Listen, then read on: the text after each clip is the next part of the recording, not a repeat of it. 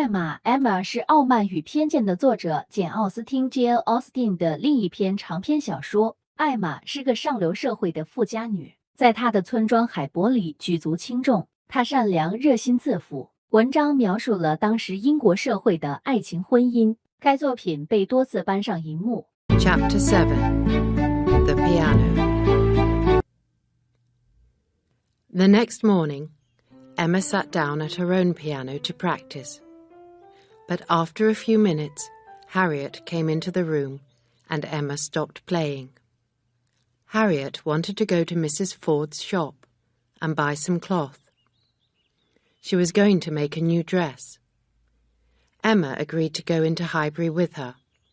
She did not want Harriet to meet the Martins again when she was alone in the village. It took Harriet a long time to choose the cloth. Emma stood by the door of the shop and looked up and down the street.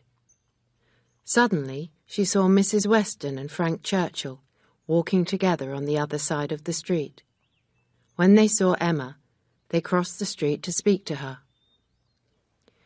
"We are going to the Bateses' house to hear the new piano," Mrs. Weston said. "And then we were planning to go to Hartfield to see you." "Perhaps you can visit the Bateses by yourself," Frank said to Mrs. Weston. "I will go back to Hartfield with Miss Woodhouse and wait for you there." "Do come with me, Frank," Mrs. Weston said. "Miss Bates will be so happy to see you." Frank agreed, and Emma went back into the shop. She helped Harriet choose the cloth and some ribbon. At last, Harriet decided what she wanted. Mrs. Ford promised to send the cloth and ribbon in a parcel to Hartfield. As Emma and Harriet were leaving the shop, Mrs. Weston and Miss Bates came in. As usual, Miss Bates began talking at once. "My dear Miss Woodhouse," she cried, "please come across the street to my house and sit with us for a little time. You must hear the new piano. We should so like to hear your opinion of it. You play so well yourself, Miss Woodhouse. Mr. Churchill said that I should ask you. Yes, Mr. Churchill. He is repairing my mother's spectacles. She broke them this morning. Is that not clever of Mr. Churchill? So kind." Still talking, Miss Bates led the others out of the shop and across the street to the house where she lived. They walked up the stairs and into the little sitting room. Old Mrs. Bates was asleep in a chair by the fire, and Frank was sitting at a table. Jane was standing by her new piano, looking at a book of music. Frank looked up from the pair of spectacles that he was holding and smiled. "You see, Miss Woodhouse, I am being useful," he said. "Look, I have repaired Mrs. Bates's spectacles, and now that you are all here, perhaps Miss Fairfax will play for us." Jane sat down at the piano and began to play. Everyone agreed that the piano was a very good one. "Colonel Campbell or someone chose very well," Frank said softly. Then he said in a louder voice, "I wonder if your friends in Ireland are thinking of you now, Miss Fairfax. I am sure that Colonel Campbell would like to see you now with his gift." "I am not sure that Colonel Campbell sent the piano," Jane said very quietly. Frank walked across the room and stood beside her. "Please play one of the tunes that we danced to last night," he said. As Jane began to play, the young man smiled. "That tune brings back happy memories," Frank said. "We heard that tune in Weymouth, too." Jane blushed, and she stopped playing at once. "Please do not stop," Frank Churchill said. "Here is a book of Irish tunes. They were sent with the piano, I believe. Play one of these tunes, Miss Fairfax. Everything has been chosen so carefully. These gifts were sent with real friendship, even love." Emma looked at Jane and was surprised. Jane was smiling. She had understood Frank Churchill's words very well. He was talking about Mr. Dixon, a married man. Emma understood too. Mr. Dixon had sent the piano. Mr. Dixon had married Miss Campbell, but he loved beautiful, perfect Miss Fairfax. "That is her secret," Emma thought. "That is the secret that Jane is hiding. I am sure that is the truth." At that moment, Miss Bates looked out of the window. "Oh, there is Mr. Knightley riding by on his horse," she cried. "I will go into Mother's room and call to him."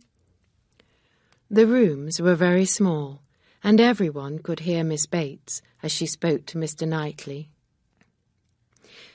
"Thank you so much for sending your carriage for us last night," she said through the open window. "Do come in and see us all." "How is your niece, Miss Bates?" Mr. Knightley asked. "I hope that Miss Fairfax is well." "Jane is very well, thank you, but do come up and see for yourself. Miss Woodhouse and Miss Smith are here." "Well, just for 5 minutes, perhaps," Mr. Knightley said. "Mrs. Weston and Mr. Frank Churchill are here too," Miss Bates went on. "They will be very happy to see you." "Then your sitting room is full enough," Mr. Knightley said quickly. "I will visit you another day and hear Miss Fairfax play then. Good morning to you, Miss Bates." Then he bowed politely and rode on. Frank Churchill had enjoyed dancing at the Coles, and he now wanted to dance again. He wanted to dance at a ball. Soon he talked about nothing else. One evening, when Emma and her father were at Randall's, Frank had an idea. "Our next ball can be here," he said. "Mrs. Weston can play the piano for us again. We can invite the same young people who danced before. We could invite 10 couples. Mr. and Mrs. Weston were interested in Frank's idea, but Emma saw a problem. "This room is not big enough for 10 couples," she said. "It will be too crowded." Frank thought for a moment, and then he stood up. He walked towards the door and opened it. "Look," he said. "This door is opposite the one across the passage. If both doors are open, we can use these 2 rooms for dancing." Mr. Woodhouse was very upset at this idea. "It would be very dangerous to have all those doors open," he said. "There will be too many draughts. Emma would catch a cold, and so would poor little Harriet. Please, my dear Mrs. Weston, do not agree to such an idea." Then he added more quietly, "That young man is very thoughtless. There is a bad draught here. Those doors should be closed at once." Mrs. Weston frowned at Frank, and he closed the doors. No one said anything more about the ball that evening. The next morning, Frank was at Hartfield to talk about the ball again. The young man smiled happily at Mr. Woodhouse and Emma. "You said that Randall's was too small for a ball, Miss Woodhouse, and you were right," Frank said. "My father has had a better idea. We will have the ball at the Crown Inn in Highbury. What do you think about that?" "It is a very good idea," Emma said. "Do you not agree with me, Papa?" Mr. Woodhouse shook his head sadly. "Rooms in inns are always damp," the old man said. A dance at the Crown Inn would be very dangerous. Everyone would catch a cold. No, sir. The rooms at the Crown are larger than here at Randalls, Frank Churchill replied. So we would not have to open the windows in the inn when the room becomes hot. Open windows when young people are dancing? Mr. Woodhouse cried. I cannot believe what you are saying, Mr. Churchill. That is very dangerous. Everyone would be very cold. They would become ill. Emma spoke quietly to her father. No one is going to open any windows, she said. The Crown Inn will be a better place for a ball, Papa. It will be better for the carriage horses too. They will not have so far to go. Well, that is true, Mr. Woodhouse said. But we must make sure that the rooms are not damp. Papa, our dear Mrs. Weston will be arranging everything. You know how careful she is. You are right, Mr. Woodhouse replied more happily. Mrs. Weston always looked after us well when she was at Hartfield. My father and Mrs. Weston are at the Crown Inn now, Frank said to Emma. They need your opinion, Miss Woodhouse. Please, let me take you there at once. Everyone soon agreed. The ballroom at the Crown was a good size, and there was another, smaller room. This room could be used by the older people who wanted to play cards. The paint in these rooms is not very clean, Mrs. Weston said. That will not be a problem, Mr. Weston said. We shall be dancing in the evening. Candles will light the room. No one will see a little dirt. Mrs. Weston and Emma smiled at each other. Men never worried about things like dirt. We shall have everything cleaned, Mrs. Weston said. We need a supper room, Emma said. This small room is not big enough. There is another, larger room along this passage, Mr. Weston called. Come and look. It is not too far away, and there are no draughts. I wonder what our guests would like, Mrs. Weston said. We need another opinion. I know. We'd need Miss Bates, Frank Churchill said. I shall go and fetch her. Bring her niece too, Mr. Weston said. She has more sense than her aunt. Frank hurried away. Mrs. Weston and Emma walked through the rooms and talked about the arrangements for the ball. When Frank returned with Miss Bates and Miss Fairfax, the ladies soon agreed about everything.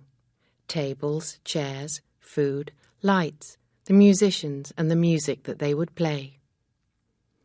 Before they all left the inn, Emma promised that she would dance the first 2 dances with Frank Churchill. Mr. Weston looked at his wife and smiled. My dear, Frank has asked Emma if she will dance the first 2 dances with him, he said quietly. I knew that he would ask her. Later, Emma thought about Frank Churchill. He is a very determined young man, Emma said to herself. He knows what he wants and he gets it. If I were thinking of marrying him, I would be a little worried. But he is my friend. If he is selfish, I do not care. The plans for the ball began at once. The Churchills agreed that Frank could stay in Highbury for another week. Even Jane Fairfax became excited. Oh, Miss Woodhouse, Jane said, I am delighted that we are having a ball. I hope that nothing stops our plans. Mr. Knightley did not feel the same way. He never danced, and he hated the idea of a ball. Emma decided that Mrs. Weston was wrong. Mr. Knightley could not be interested in Jane Fairfax. And then a letter arrived from Emscombe in Yorkshire. Mrs. Churchill was ill. Frank Churchill had to return home at once. There would be no ball. Frank sent Emma a note, and then went to see her at Hartfield. "I have been so happy these last 2 weeks," Frank said. "But now everything has changed. There can be no ball, and I cannot stay in Highbury. I have to leave this morning at once. I shall hear about you all from Mrs. Weston's letters, of course." "Do you not even have time to say goodbye to Miss Bates and her niece?" Emma asked with a sad smile. "I called there before I came here," Frank said quickly. "Miss Bates was out, and I could not wait for her to return. But I think that you must understand, Miss Woodhouse. You understand things so quickly. I had to call there, and to see you at Hartfield too." "Of course you had to see Miss Bates," Emma said quickly. Frank did not answer. In a few minutes he had bowed, shaken Emma's hand, and was gone. "Am I in love with Frank Churchill?" Emma asked herself. "I am sure that he is in love with me. I shall never marry, of course, but his feelings for me are very strong. Perhaps I do love him a little." So Frank Churchill left Highbury, and everyone except Mr. Knightley was very unhappy. Emma went to visit Jane Fairfax that afternoon, but Jane was feeling unwell. She had a very bad headache and could not see Emma. Then news came to Highbury that Mr. Elton was married. He would soon be returning with his new bride. Everyone in Highbury began talking about Mr. and Mrs. Elton. In a few days, Mr. Frank Churchill was almost forgotten, except by his friends. Harriet was very upset when she heard the news about Mr. Elton's marriage. The young girl had not expected the vicar's marriage to happen so soon. She wept for many hours, and Emma listened to her friend talking about her love for Mr. Elton. "Poor Harriet! She has a warm, loving heart," Emma said to herself. "She is so different from cold Jane Fairfax.